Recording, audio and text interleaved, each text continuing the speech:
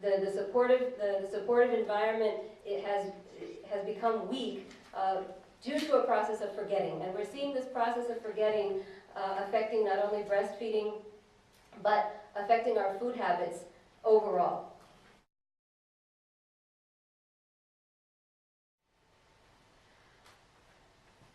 The topic was forgotten foods, which I find, it's a topic very close to my heart. I'm observing it in the field. I'm working with an organization in Srikakulam district in Andhra Pradesh.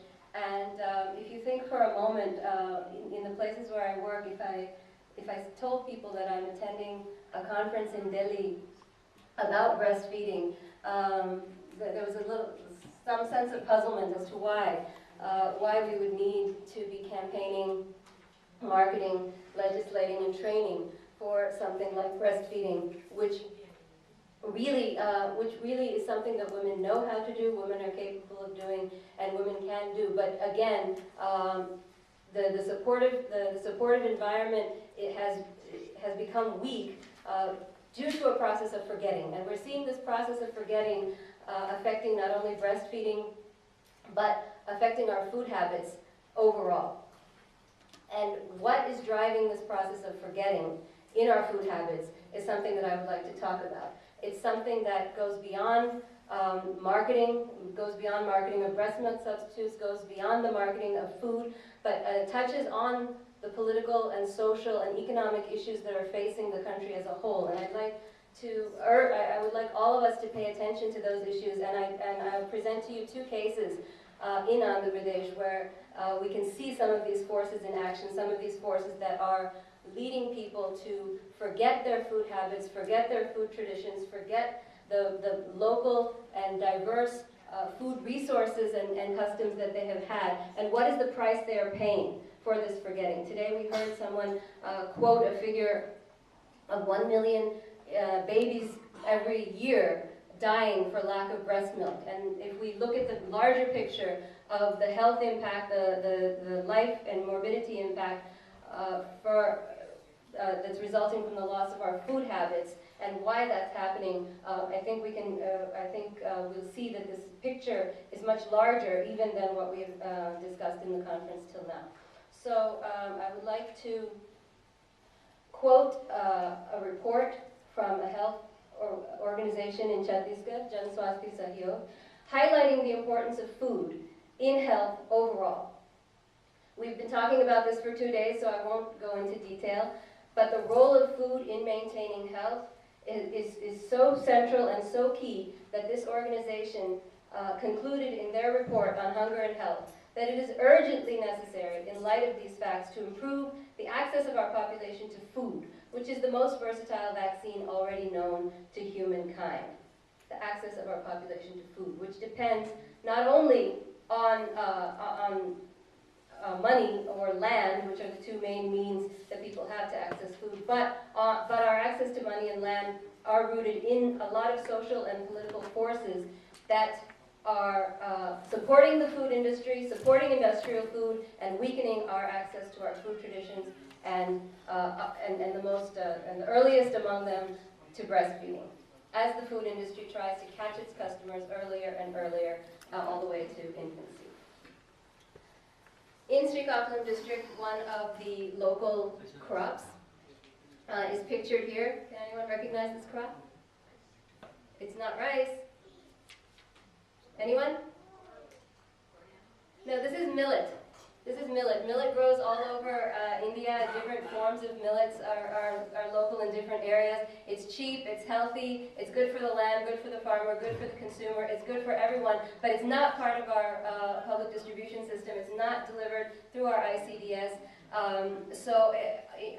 Just to highlight how I got involved in this work, as part of my work in Association for India's Development, when we went door to door and identified the malnourished children, gave them millet every month. We talked to them about their overall health issues, about their issues with the ICDS, which in most of these villages was, as far as they were concerned, non-existent or non-functioning. We petitioned the collector. We spoke to people at every level. to figure out how this program, what this program was going to do and how women could have the power in their hands to make this program work. But at the end of the day, what would they get from this program? Not their traditional foods. They would get rice, white rice of very low quality, and similarly some grain and oil, which was also of questionable quality. Whereas, in their traditional diet, they have a far superior product. Now, I'd just like to move briefly across the border to Chhattisgarh. When we talk about forgotten foods, why are people forgetting the foods? People who do not need any training, campaigning, advertising, marketing, or legislating in order to breastfeed exclusively for 6 months and for not only months but years beyond, the people who have thus far been untouched by advertising. For example, people like these Adivasi people or tribal people in interior Chhattisgarh are not being allowed to remain on their land. They are living well off of their land. They're self-sufficient. They don't buy food and they don't buy many things, but they're not allowed to live there due to industrial policies that are driving them out of their land. These people have been forced to leave their homes. We can't go into the details, but if you are familiar with the current events in Chhattisgarh, you know that for lack tribal people have been forced out of their homes, out of their lands, people who grew their own food, biodiverse food, local, healthy, whole food, which they, all over the world now we are rediscovering the need to eat locally grown whole foods, but these are people who never forgot, who have been doing it. In fact, they're so dedicated to their traditional diet that when they escaped across the border to Andhra Pradesh,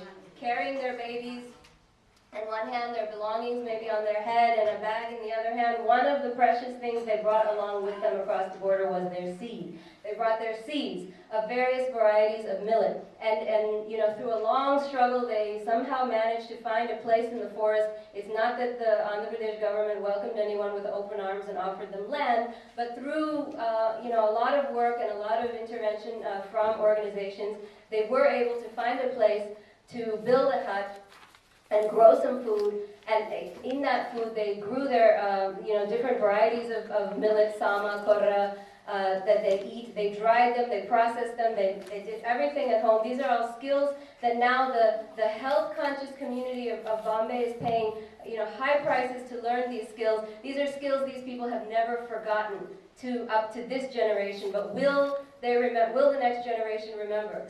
We are accelerating the process of forgetting these foods, because in the next generation, if they don't have land, how will the next generation continue to practice these habits? These communities will now be dependent. They are now poor.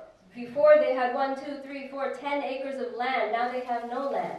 They're daily wage laborers, they're poor, they will receive government rations. Those government rations do not include traditional food. They include, again, this low grade of white rice and wheat.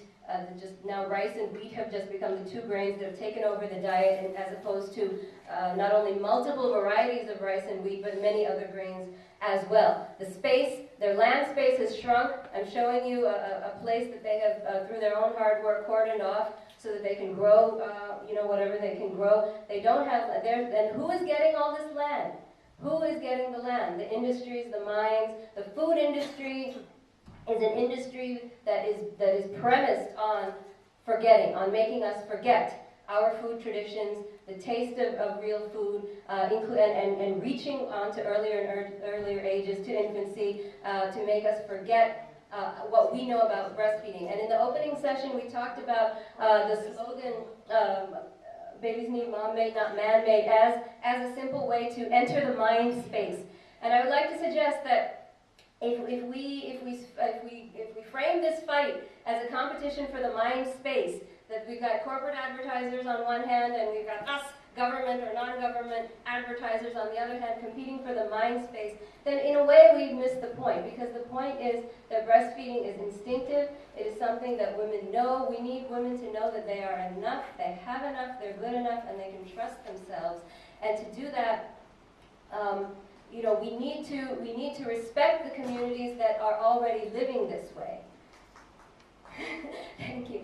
We need to respect the communities who have not severed their connection from their food traditions, from their health traditions, from their concept of what is health and what is food.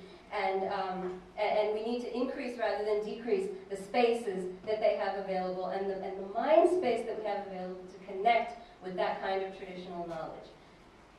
If we don't, then we will be reduced to having these kind of conferences, these kind of interventions, what we call firefighting strategies to address child survival, child death, and malnourishment.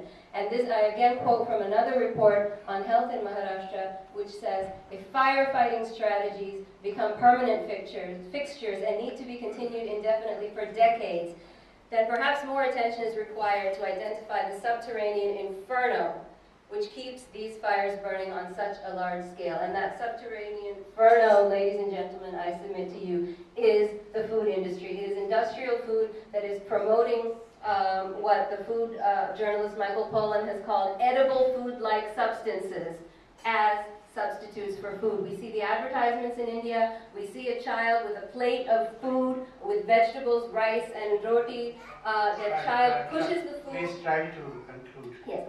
The child pushes away the food, and the advertisement said, kids today don't eat food. That's why you need Maggi, that's why you need powder, that's why you need all of these products that come in boxes that are not food, but they're edible food-like substances. They're taking over our supermarkets, their industries are taking over our land, and their messages are taking over our mind space. These are some of the messages. These are false. We need to remove them. In other countries, they have been banned, but not yet in India. We need to reclaim our mind space. We need to demand truth in advertising, and we need to demand food, not edible food-like substances. We need to go back to trusting ourselves and our food traditions in order to meet our goals for our own health, mental, physical, and our social health as a community.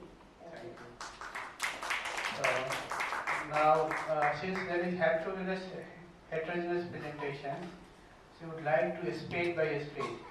This house is open for the questions. If anybody has any questions to Dr. Arvinda, then she will be happy to answer all those myths and the questions.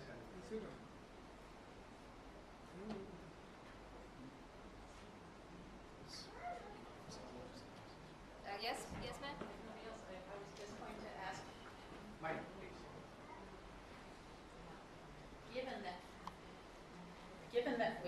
given that we have to go back, because there's no question, how do you propose this happen? What levels of society, and what would be the first steps? What would be the first steps to do what? To achieve what you're trying to do. Well, I think that we don't, we shouldn't be we shouldn't be forcing people off their land. The people who are practicing the solutions that we are trying to spread, when we recognize there are people who are practicing those solutions, then we should not interfere with them. Who is we? You and I are not interfering with them. We are standing by as our government is forcing the people off of their land. This is an international human rights issue. No, ma'am. I'm not agree. Yes? I am calling for us to recognize, yes, a grassroots human rights movement. I want us to recognize the links between, the industrialization policy